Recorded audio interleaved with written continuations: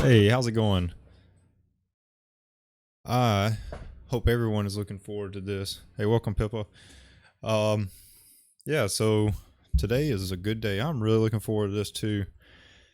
So first off, if you didn't know, I didn't get as much information this week out about what this stream was going to be about. Like I said in times past, I really like to keep this as realistic as possible. I like to keep the all overall context of the stream to be very relatable. First off, very current, so that whenever someone's watching this, that they can hopefully take something away with it, so that they can better themselves, better their life financially, and then they can pass this information on. So I'm really excited about this one. I titled it "Don't Fall Victim to Financial Stress," and I think that that's plays a big role in what we've got going on, right?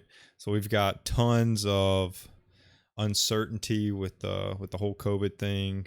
People are going through different kinds of stress. So hopefully we can go through a couple of ways to help you not fall victim to that. But first, I wanted to bring up last week we talked about the store. This week we made with the Financial Mirror made a little bit more headway in getting this information out. So it may take a week or so for everything to show up and be all out on all the different applications, but I've moved this live stream as well, so the recorded audio part of this is going to be now on podcast. So if you miss a live stream, or you just want to catch up on something that you missed previously, that's fine. It's going to be once everything is settled out, everything's approved and pushed onto the platforms, it'll be on Apple Podcasts and Spotify. I've already seen it on Spotify, Google Podcasts, things like that. So if you do miss it, you'll easily be able to catch back up to it, which is great, and just allows me to be able to continue to get the information that I feel inclined to talk about with everyone out to a broader audience. So I'm really excited about that. I really am. So with all the changes, with everything in terms of the current financial situation, I'd really think that this one will be able to help someone out there, which is what my ultimate goal is. But today I wore a master shirt right here for the Masters. I don't know if we already called any of it, but I did not catch that much. Not as much as I wanted to. We watched it one day, and that was about it. Not even one day. We watched whatever day it was that it was dark. They started late or whatever, but it was getting dark, and everyone, they sort of called it off for the day. That's the day we watched it. I think that would have been Friday, I believe. But anyways, Dustin Johnson won it, as everybody saw. That's great. Got his first green jacket. But yeah, now total squirrel moment, but we'll move right into what we got going on today. So don't fall victim to financial stress. Oh, another squirrel moment. So with that, with this now being on a podcast, there will be these like ad breaks in there now. So if you want to if I'm limiting the number of ads that show up in these streams, but they will add ads to the stream. So just be cognizant of that now, and know that will happen. But I want to keep the content as live as possible. So I will continue to, as you can see, I've got my desktop up. So this isn't moving to a strictly podcast format. I'm still keeping this as a live stream because I want to be able to show people and give people ideas of what's out there. But for all the listeners that are catching this on a podcast after the fact, tune in to any of the live streams. They're recorded, so if you catch somewhere that you want to watch something that I go over, all the streams are on YouTube and Facebook, that you can go and still on Twitch, that you can go and rewatch those. So if you catch something that you want to go and physically see that you listen to on a podcast, just know that the video is out there. You just go to the same, the timing's a little different because of the intros and all that, but if you go to YouTube or Facebook, the timings will be identical. So just go check out the YouTube, check out the Facebook video, line it up to where you had questions about the podcast, and you'll be able to find that. So the quote that I'm going to start with is money can't buy happiness. And that's, something that every person's heard. So money can't buy happiness, right? That's what everyone says. Money can't buy happiness. But, for anyone, that's ever had tons like this massive amount of bill collectors that are trying to get your money, cause you owe them. And on the flip side, there's an empty checking account that's sitting on the other end of that ATM or your phone app or whatever. There's an empty checking account, right? And on the other side is this bill or multiple bills. It's hard to believe that money can't buy happiness, because at that very moment, that person is, or you possibly, are feeling extremely vulnerable, extremely stressed. So when we say that money can't buy happiness, what we really mean is that more money is not going to increase your happiness, okay? But money is needed to provide for your family, to plan a future. Along with, it does give you the ability to take and enjoy vacations and leisure. But what about when times are tough? What about when you don't have the money to pay those pesky bill collectors? What happens then, right? And that's what we're going to go over. Does that stress overwhelm you? I'm sure it does. It would overwhelm a lot of people, and that's that stress, that feeling. It could be that you end up, like, the signs of stress. I looked these up: dizziness or feeling out of it, just a little foggy of your memory, right? Headaches, increase or loss of appetite. I know some people, they're probably like, oh, loss of appetite sounds great, I should be stressed more. No, we don't want you stressed, right? So the loss of appetite is not your weight loss plan. So getting stressed is not your ideal weight loss plan. Muscle tension, problems sleeping, anxiety, depression, everyone knows these things. Everyone knows what stress is, but what is financial stress? So some causes or ideas behind financial stress. A couple of statistics: 78%. So 78% of Americans are living paycheck to paycheck. That's a huge number. That's a very big number. So if you walk down the street and you count, if you could count 7.8 people, but if you saw 10 people pass you, count off 8 of them, or if you want to round down, you can count 7. The 7 people out of the 10 that you see on the street are living paycheck to paycheck. It's a pretty big number, right? Another big number: 60% of Americans are feeling stressed about money. That's according to the American Psychological Association. So knowing that people are living paycheck to paycheck, people are stressing, people are overwhelmed. What is the symptoms of this financial stress? Well, anxiety, worry, depression, gaining or losing weight, insomnia, poor coping habits.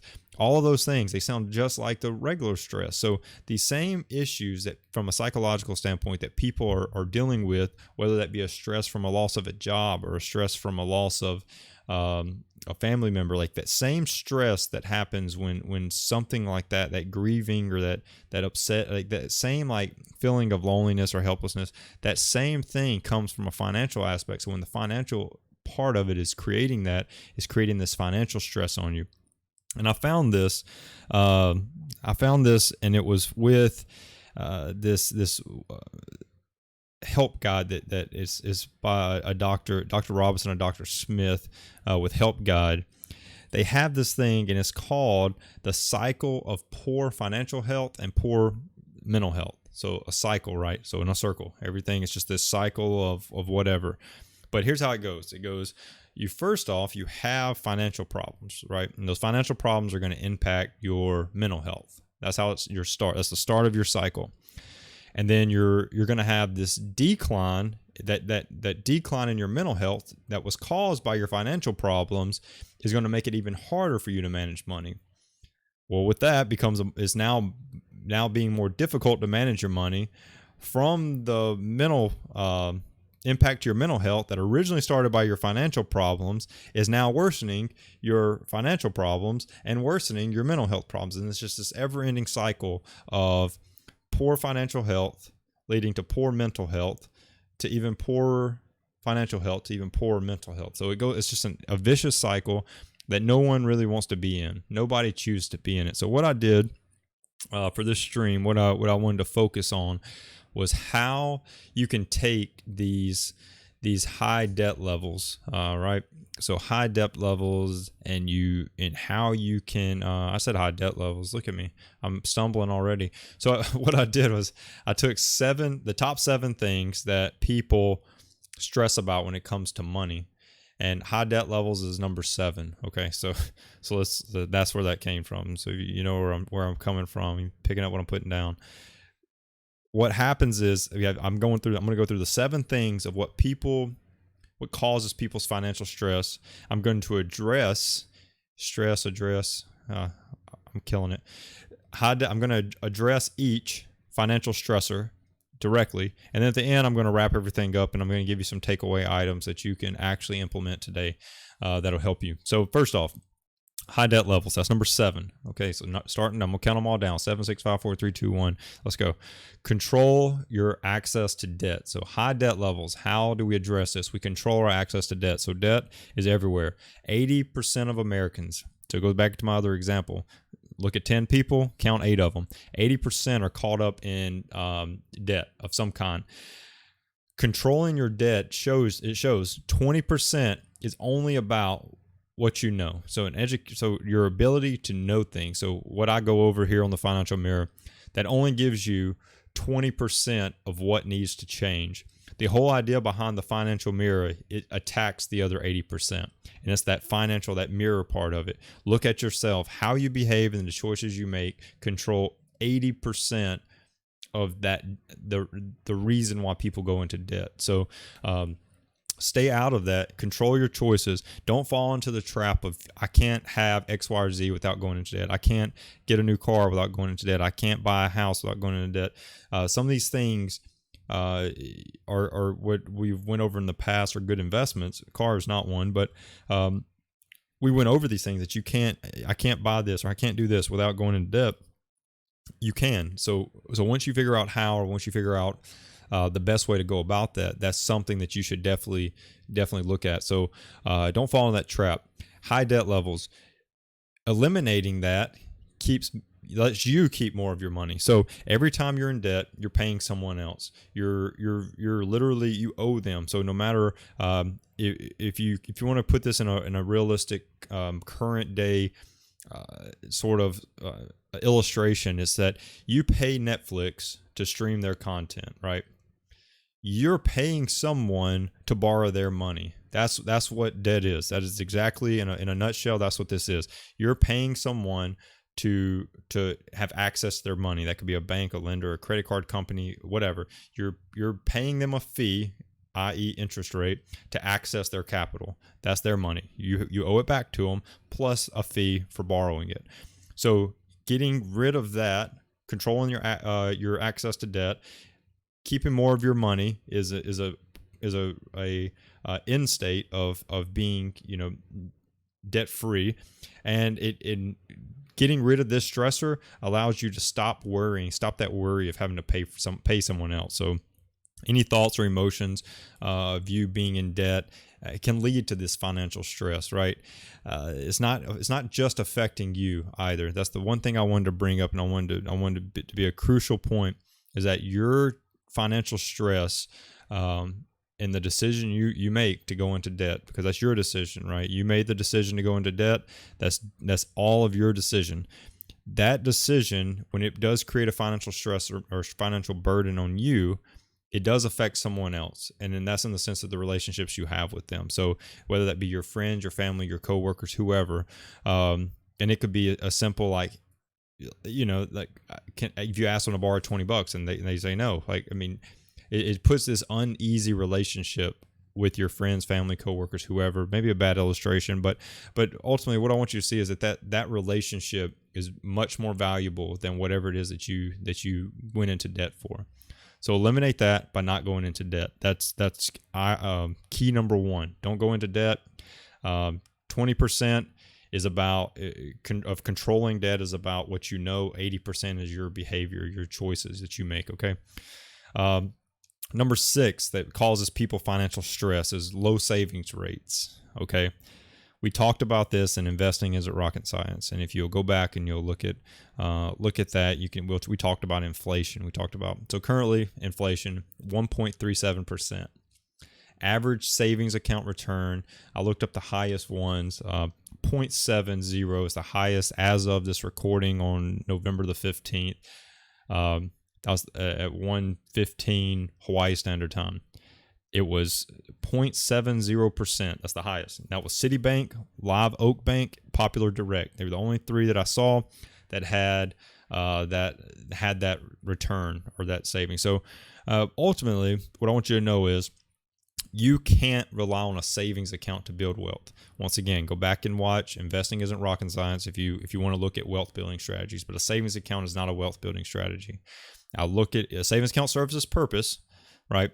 It's a safe area for your money to stay, but it's not wealth building. It is literally a rainy day fund, emergency fund, whatever you want to call it, nest egg, any term you want to use for it. That's what that is. That's literally there for you to have a little side bit of money if you get into trouble and you need money. So how do we get rid of that stress of these low savings rates? It's easy.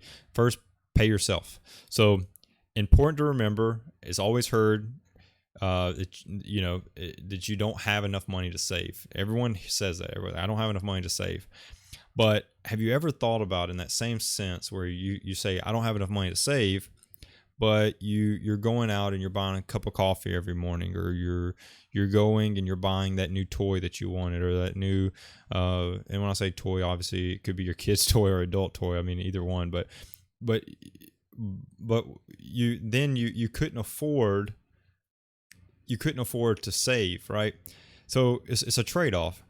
If you'll reverse your psychology, pay yourself first, what's going to happen is, instead of right now, if you're trying to wait till the end of the month to save, your mindset, your thought process is backwards. Because if you're waiting until the end of the month, you're probably out of money if you fall into the 80% that are living paycheck to paycheck.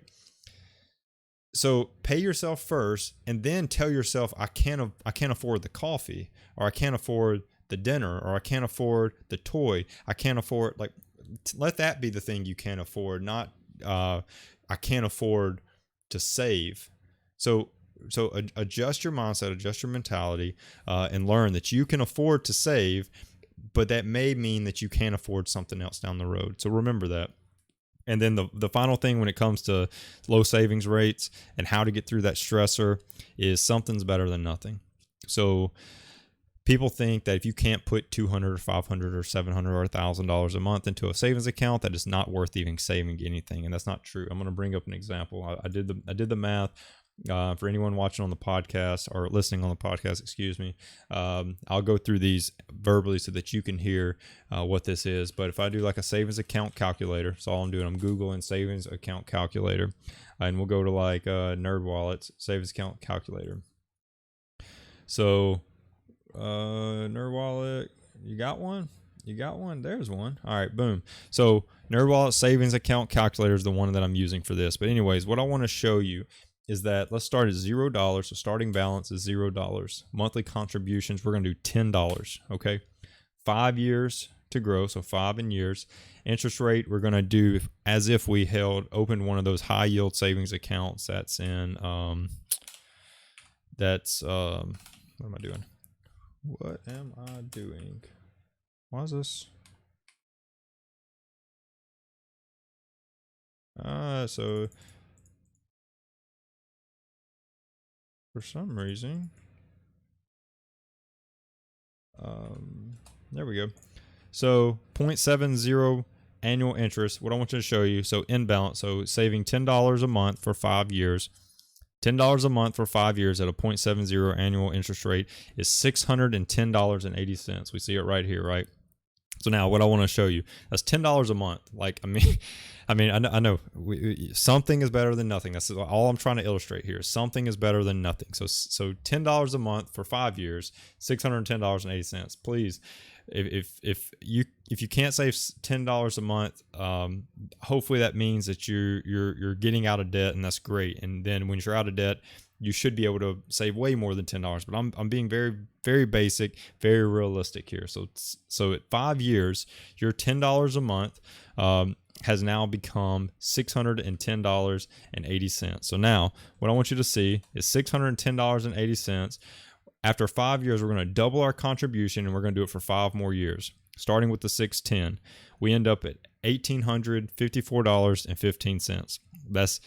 That's after 10 years of $10 and or $10 to $20, because starting 10 years or 5 years of $10, 5 years of $20, you're at $1,854.15. That's what I want you to see. Saving a little is better than nothing. So start putting that aside now. All right, it's really just a matter of save something. That's all. That's the point that I want to put out there is save something. Don't worry about if it's $5. Don't worry about if it's $10. If you want to beat the financial stressor of not having enough saved and this low savings rate that you're trying to convert and beat inflation, which is it's impossible. The high savings rate is half of what the inflation rate is. So it's impossible. It's absolutely impossible if you're trying to build wealth in a savings account. It is you're swimming up a stream that is got a very strong current. So it's not going to happen. So let's be real. It's not going to happen. So be real with yourself, be honest with yourself, and know that building the wealth is not going to be done in a savings account. So don't let that stress you. Low savings rates, who cares? Investing isn't rocket science. Go watch the video. Look at where to invest your money to build the wealth, okay? Next, number 5 is volatile stock markets. So I got 2 facts, 2 semi-facts that hopefully will help eliminate this stressor. But if that's something that you think about, is that stock markets are volatile, the presidency election is going to increase or decrease my stocks, it really does. Like, all this stuff doesn't matter. Like, you're going to hear all these people talk about, well, the market's up right now, the market's down due to COVID. We're 90% on a vaccine by Pfizer, and our market's still down. Like, don't get caught up in that mindset of negativity around the stock market. So, fact. These are facts, and the last one's a semi-fact, and I'll go over why it's a semi-fact. But fact: markets go down time to time. You don't believe me? Look at here. So I'm going to open up a stock trading platform. So I got Webull up right here. So you don't believe me? Let's look at the April time frame. We all know that. Let's do like Delta Airlines, right? So Delta Airlines. Let's go back. Let's put this bad boy on a daily chart. So oh, look at that. There's a fat look at it. Look at this. So this January, February, May. So these are monthlies. But if we go to like a daily chart for Delta and we zoom out, just want you to come back over here and look at this nastiness from February to March to April. Look at this. This is nasty. This is very nasty. So markets go down time to time. If you don't believe me, look at this. It goes down. Things happen. Markets go down. Don't let that stress you. It's okay. I promise. Stats. The reason why you shouldn't let that stress you. Stats. Markets go up 75 or 73% of the time. Markets are going down 26% of the time. This year, maybe a little different. Percentages might be a little different, but right now, statistically looking at it,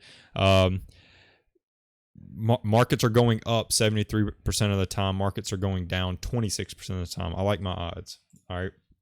Next, the gains in a positive year double the losses in a negative year. Meaning, every year, even when you have a loss, you lose $10. The next positive year, you're going to get $20. Your positive years are doubling the loss of your negative years. That's the whole thing, the whole mindset behind it. So, fact, markets go down time to time. Not as big of a deal as you think. Another fact, markets typically rebound after down years. Okay. So this is this pulls me into this investor psychology. So the psychology of the investor. When the markets are up, the investor doesn't think that they'll ever slow down. From an investor, you're like, wow, these things are going up and they are not slowing down. This has a ton of momentum and they are going to go to the moon. Like everything is wonderful, right? When markets are the opposite, when markets are coming down, an investor doesn't think that it'll ever stop. They're like, man, so in that January time frame, right? They're just like, man, this market's going down. It's never going to stop. It's going to hit rock bottom. I'm never going to get my money back. And it's an investor psychology. When markets are up, they don't think it'll ever slow down. When markets are down, they don't think it'll ever stop. Their portfolio just losing value is never going to end. All right. So the psychology of that is both of them. Both sides are unrealistic. Both sides are completely unrealistic because the markets are going to rebound. It's time and time again. Markets rebound after down years. So don't let that stress you out. It shouldn't.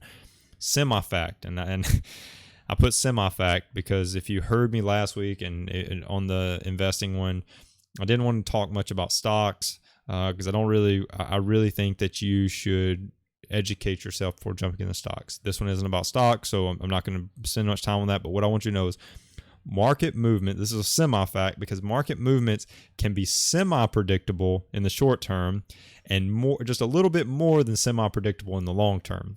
And that's all based off of history. So markets do show that no one can predict the future of the stock market.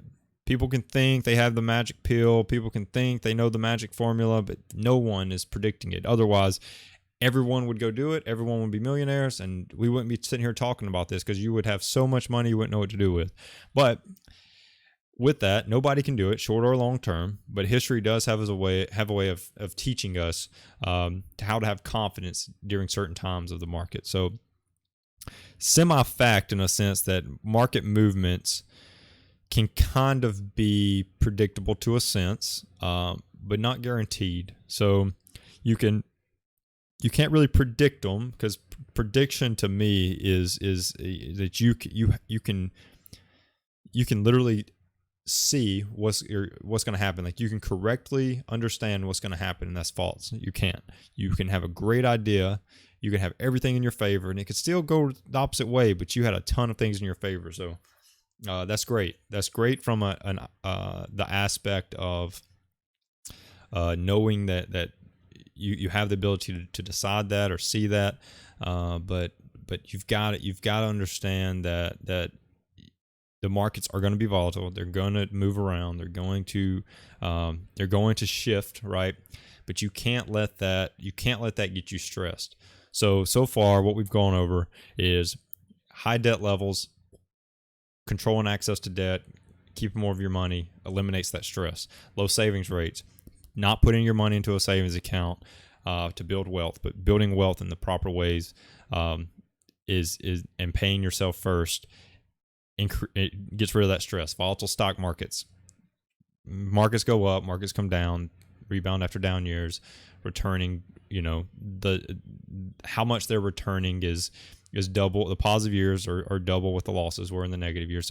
So remembering that stock markets are naturally profitable over time. Fact. So the next stressor that people have is real estate is the end all be all. Like I've got to get real estate. I've got to get my hands on some property. I've got to do that. And if I don't, I'm behind. I'm behind financially. I'm behind in life. False. Completely false. Real estate is a great investment. Real estate is a phenomenal thing. Homes normally, not all the time, but normally go up in value. So prices are going to continue to change. The housing market is going to continue to change. If you feel like that the price of a home, the prices of homes are going to become more expensive, you're probably right. Prices of homes will continue to change, but over time they'll probably end up being more expensive, right? But right now, to think that in 5 years that prices are going to change, that is true.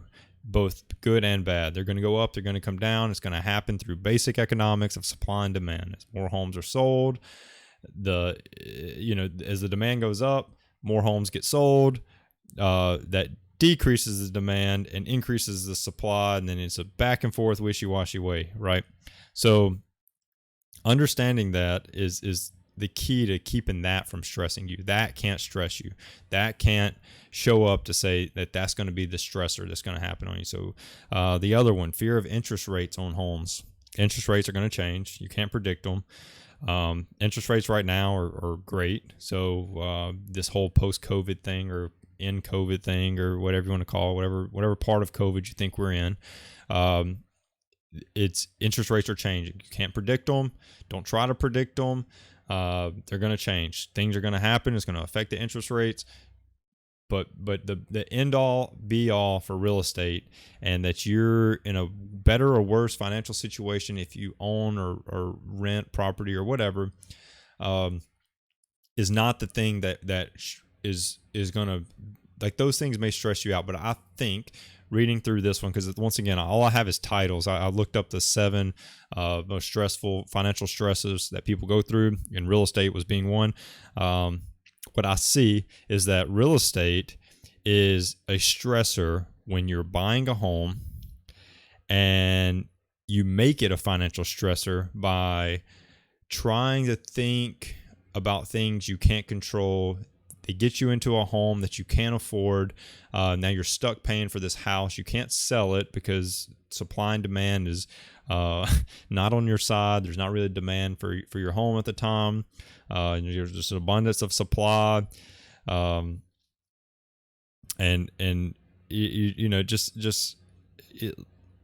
knowing that this home you're stuck with is that's going to be that financial stressor when it comes to real estate. So if I can tell you one thing about buying a home or getting involved in the purchase of real estate, is that buy what you can afford, and that doesn't stop at real estate. That buy things that you can afford. That goes into car buying, that goes into home buying, that goes into new things that you enjoy, whatever it is. Pick your hobby. Golfing is your hobby. New golf clubs that you can't afford.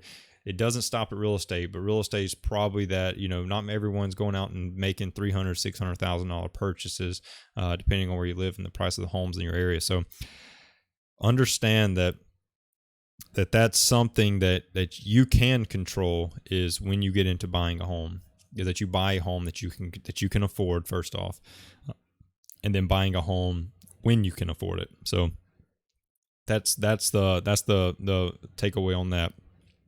Number 3, demographics create fear for some. This is what when I had to figure out what the demographics part of this was. And it seemed like that it tied back into retirement. So the demographics part is creating fear for people that are thinking about retirement. And I've talked about this on a previous stream, but baby boomers are taking all the security money. Fact. Predictable? Yes. Extremely predictable. Everyone saw it coming. If you didn't see it coming, it was I'm pretty sure your eyes are closed, because you had to have seen it. When we look at the math, it doesn't make sense to think that this is a realistic program or whatever that has any kind of longevity, which is lead to the change in retirement plans, the lack of pension plans, all that kind of stuff. That's all happening due to this. So I said predictable, and I'm going to show you why it's predictable. So these numbers may or may not. I'm gonna write them down. Let's open up Notepad. I'm gonna write these down so you can see them. So baby boomers, right? 1946 to 1964. Anybody born in those years? Baby boomer era. Okay. Average annual income for the baby boomers is $2,600 to $4,576. So this is the $2,600 was the average annual income in 1946.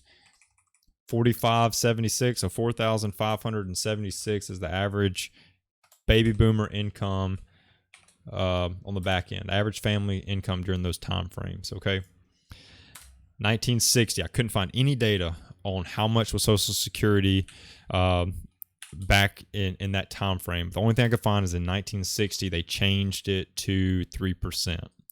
So that doesn't give me 1960. That doesn't give me a clear view, but hey, it was the best I could find. So what this means is that the average family paid $137.28 per year in Social Security. This is why this is predictable. I mean, it's extremely, extremely predictable. Is it great for the people that are getting it? Sure thing. But it from an aspect of longevity, it doesn't work. So these people that are receiving that in this time frame, this baby boomer time frame, they're currently receiving $1,503 to $3,011 a month, and that's based off of when they retire within their retirement years. So if they do full retirement age or 62 to 70, you pick the poison, whatever that is. So receives that much per month. Okay, when they retire. Now, currently, this is current. Currently, average annual income is $87,000, $87,864. Currently, in 2020, Social Security is 6.2%. All right. So double the percent and not even close to the income. Look at this. You double these things, you're at like $3,000 and $6,000. So way more money is going into Social Security now than ever before. So we're currently paying, current people that are working are paying about $5,447.56 per year to Social Security. All right. So what I'm saying, and these people will most likely receive nada. All right. So what am I saying? What I'm saying is that how much was put in this $137.28. So let's just say that the average person, so I'm going to pull up a calculator. Let's say that the average person, right, is paying that per year. I'm going to be generous because I don't know how much it was. And this age group also did get into a higher, that did go up. So I'm going to say that these people paid $1,500 a year just to average out the low and the high, about $1,500 per year. And they put that in for, if they started working at 20 and they stopped working or at 62, it's 42 years. So let's do that times 42. They put in $63,000. All right. So I've got $63,000. Now, currently receiving let's go on the low end, $1,503. They put in $63,000-ish, $1,503 a month. So $18,000. And let's say they draw that out from 62 to 82. Let's be generous and say they draw it out for 20 years, drawing at 62. And I'm saying 62 because I went with that low number. They're drawing out $360,720 a year. How is this sustainable? You see what I'm saying? It was very predictable. It's very predictable. It messes people up because they plan on that being their retirement plan, and that stresses people out because people are financially stressing because they think that Social Security is supposed to be their retirement plan, and that's where they're wrong. That's where they're extremely wrong. And if that's your retirement plan, I'm begging you, go and invest your money into a IRA, Roth or traditional. I don't even, not even like looking at anything else. Just go and put your money in an IRA. Start planning for retirement now, early on. Go back and watch the old retirement stream from a couple weeks ago. But please start putting your money in. This isn't a longevity of a program that's going to allow you to draw money out of. My $63,000 right here it could be off. And I'm saying that because I don't really know the Social Security. I didn't go in and say percentage wise, this is how much it was raised, how much this person would have made. I'm being very general to say that $1,500 on average that person paid in. And even if we did $2,000 over a 42-year period, they've only put in 84. So I mean, we could really get technical, but nothing's going to add up to $360,000, which is what someone that makes it to 82 years old and draws Social Security from 62 to 82 is going to pull out. Nothing's going to add up to that. So it doesn't matter how we did this, but when you're producing those kind of going into debt numbers, anyone that's done a budget knows that if you're spending $276,000 or more than you have, you're going to run out, and it's an obvious fact that it's going to run out. And so don't make that your retirement plan. If that's a stressor of yours, please don't make that your retirement plan. Go invest your money into an actual retirement account. Don't rely on the government to retire you. Please do not let the government retire you. They're not going to do it. You will be messed up as you get later in life. All this is going to make sense. You're going to realize you should have invested your money earlier. The compounding interest is not going to be in your favor at 40, 50 years old. Just go start now, whatever your age is. If you're 40 or 50 now, there's stuff that goes into allowing you to pay extra for IRA catch up. So go look into all these things that's going to help you get a good retirement plan, because your chances of drawing Social Security to the masses is not likely. So go work that and work that piece. So next stressor, number 2, financial marketplace is becoming more and more complex. That is true. There is a huge bust in products, choices, books, things that are going to make you better financially. So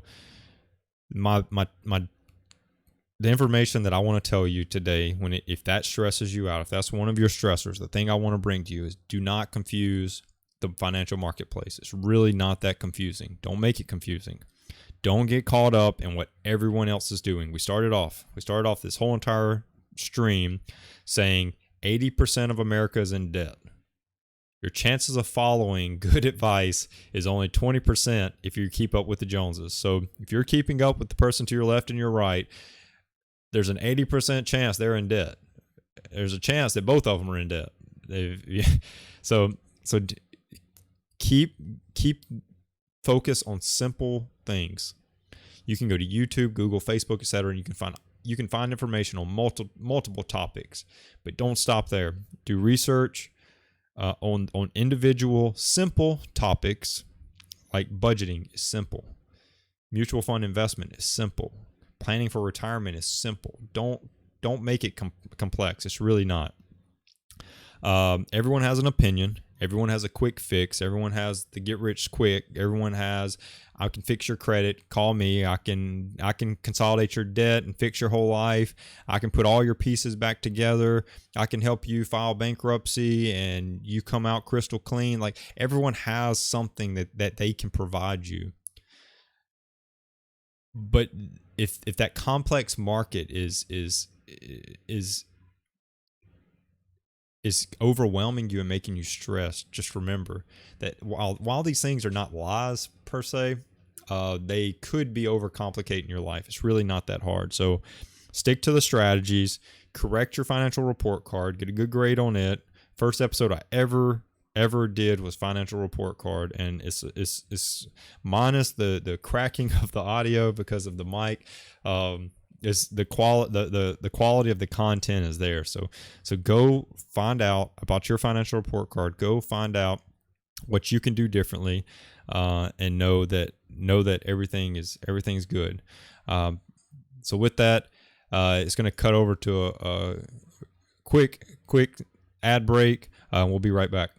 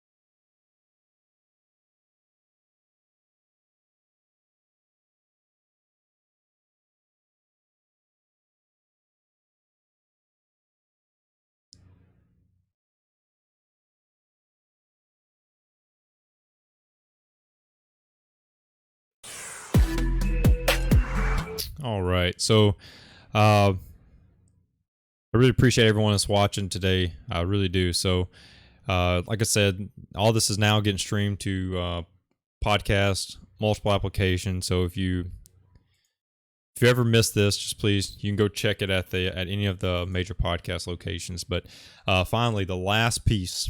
So this is going to wrap up the last stressor, and then I'm going to give you a conclusion of what you can do.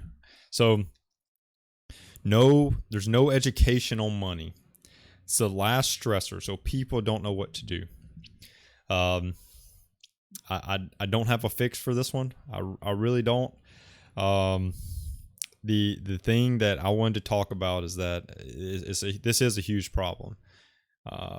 People being stressed about not being educated on money is a valuable thing to stress them out. I don't have a fix. I don't know what the answer is going to be. But what I can tell you is that it's true that no one teaches you how to manage your money.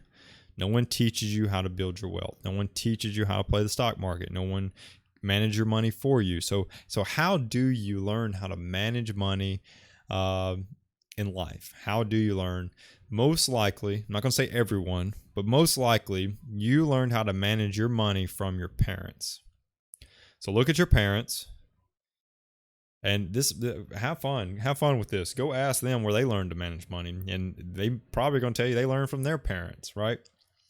Once again, you have the ability to learn yourself. You can teach yourself how to manage money. You can teach yourself how to be committed. A lot of money is based off of behavior. It's based off of how you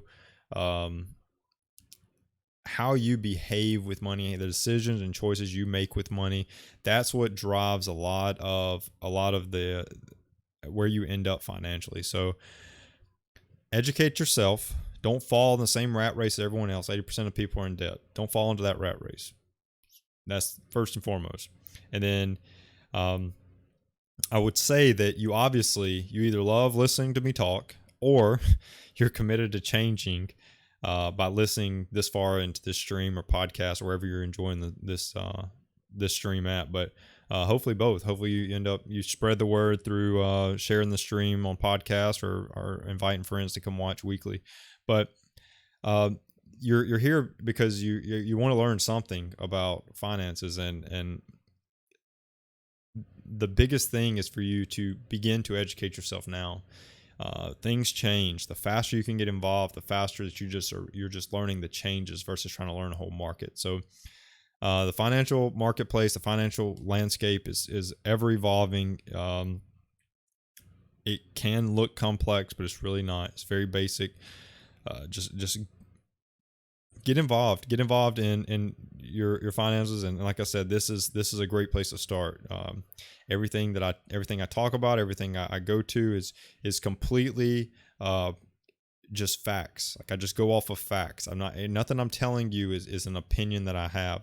I will give you opinions that I've experienced or that I've done, but that's not something that you have to follow exactly what I did. That's literally just me giving you some kind of fact, showing you a story that lined up with it, and then you applying it to your own life. That's the whole aspect of this is to teach you how to apply these things to your life. So what do you do?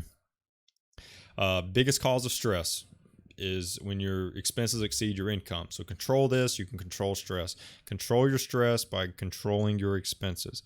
Do not let your expenses exceed your income. You will find that your life is much less stressful financially. So to preventing stress, live on less than you make. It's the same thing. It goes back. When your expenses exceed your income, you become more stressed. So this starts with making a budget. So make a budget. Prevent stress, live on less than you make a budget, stick to it. So when you make your budget, don't waste your time, stick to living by that budget. Because when you know, and I mean know, like you absolutely know that you have enough to cover your expenses, your stress goes away. If you don't know how you're going to pay your bills, that bill's not in your budget, and it should be. Everything should be in your budget. So at the beginning of every month, the only reason that you should ever come up short on a budget is if your income wasn't realistic. What you said you were going to make, you didn't make, and now you don't have enough to pay what you all the expenses that you had in your budget, you don't have enough to pay those. So be realistic with your income.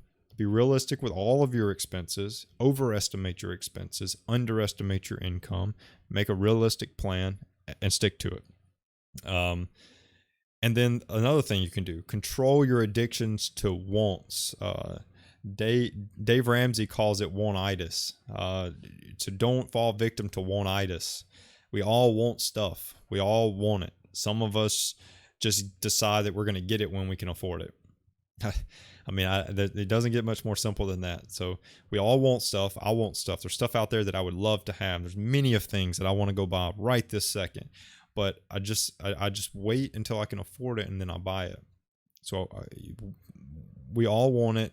We all will eventually get it. Everyone will eventually get it. If it's in your budget, if it's in your plan, you can go get it. But it's just another place that unneeded stress is going to enter your life. So getting things you can't afford is increasing the chances of you feeling financial stress. So be cognizant of that.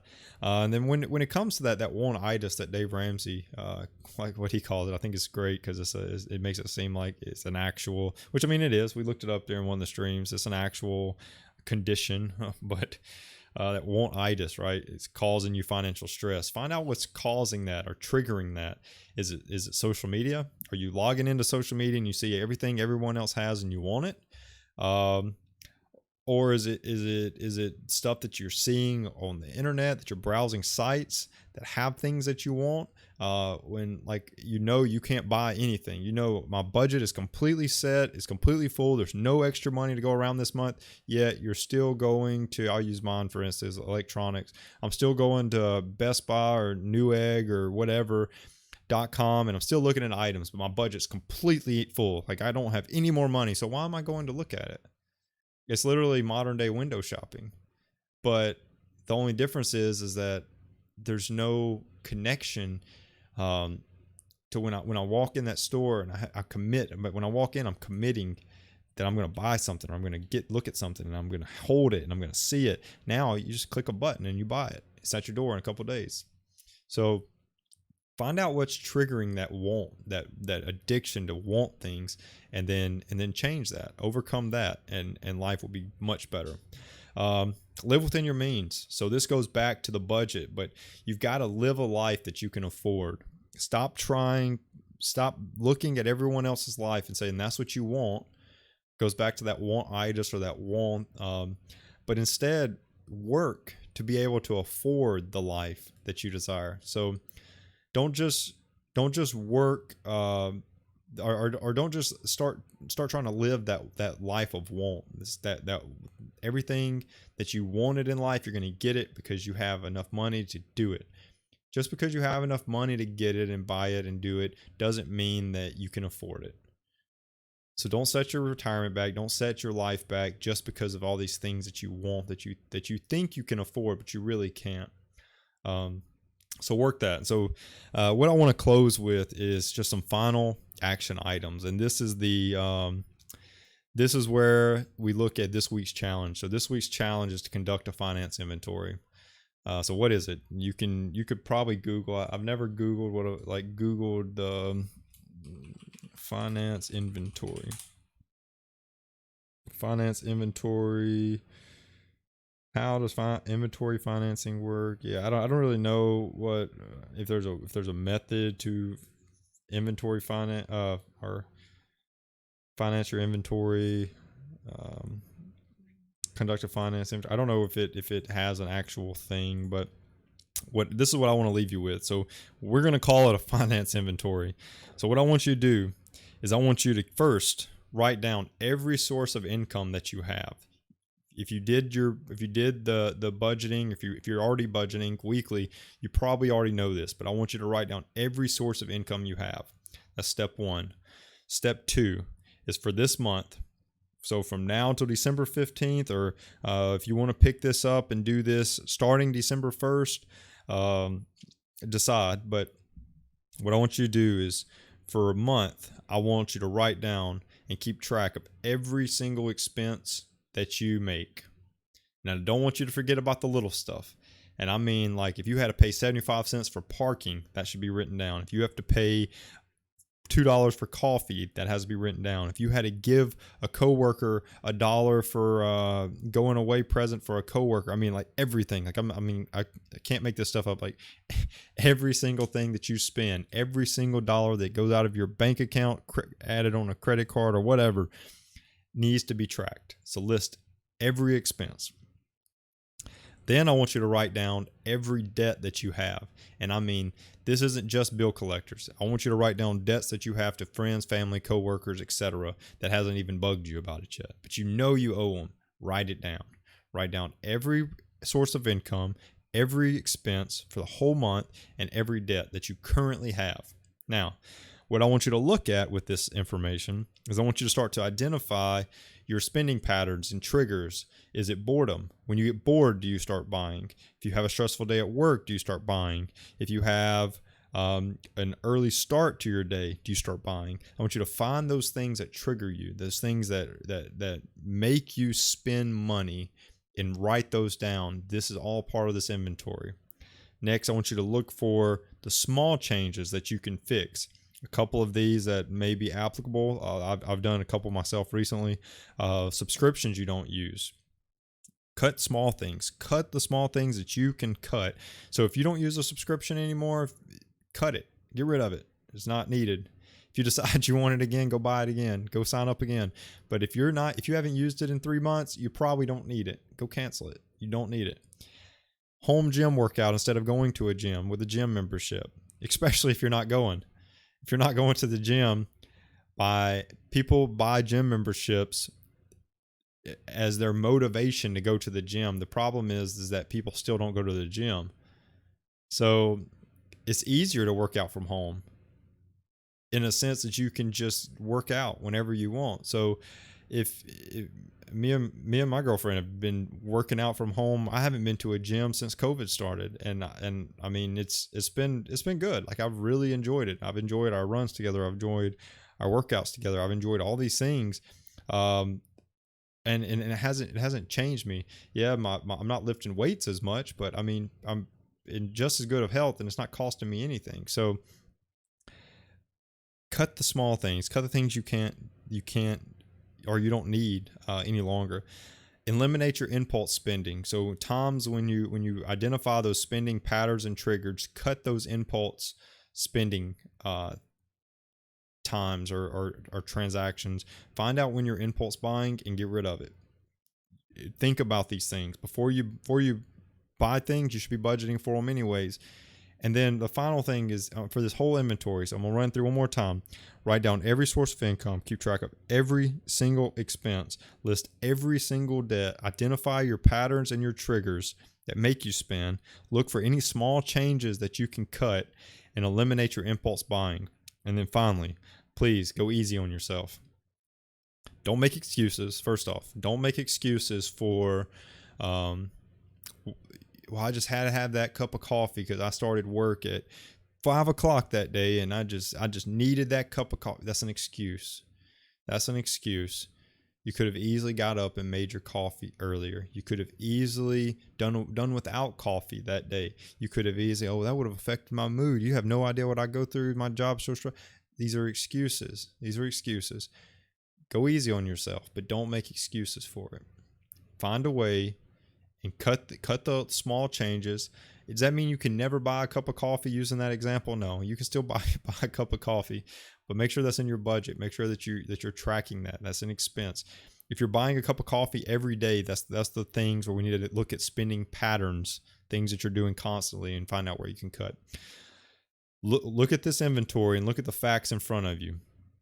Don't punish yourself for the things that you've spent your money on. Don't look at it and be like, I could have done without that. But also don't look at it and be in denial to say, well, I needed that, or I had to have that. Like you don't understand. Like I had to have it. No, you probably didn't. But don't make excuses. Don't be denial. But don't punish yourself. Look at the stuff. Make the changes where possible. Identify like the patterns of spending that you have. If you're spending money on on breakfast or lunch or dinner every single day, you're overspending in those categories, and you really should just relook at that. And then number one thing, focus on what you can change right now. Those little things, pretty easy to change. Bigger things might take a little longer, but focus on what you can change and move forward to achieving that financial stress-free life. Okay. So once again, that's all I've got. I appreciate everyone that's tuned in. I truly do appreciate it. If you are enjoying the stream, if you're catching this on a podcast, please don't forget to follow. Don't forget to like. Don't forget to leave a good review. And take this knowledge, take this information, and go and find that finances does not have to be stressful. Take all this information and find that finances can be a pretty stress-free thing when you understand and control your finances. Not denial, no excuses, not punishing yourself, but making the necessary changes. So once again, I do appreciate,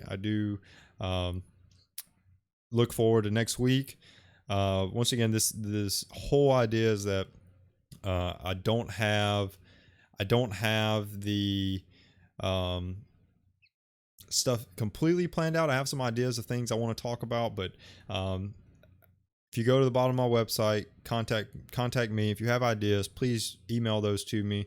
I'd love to see them and know that there's something out there that you want me to talk about. So once again, thanks for tuning in. With these now being on podcast, I'm trying to keep them right at an hour, maybe just over an hour. But I really want to continue to try to expand the footprint of the stream to touch more people. That's the goal. Expand the footprint and touch more people. So when I can do that, I want to take that opportunity to do it. So once again, I appreciate it, and go out and have a stress-free week.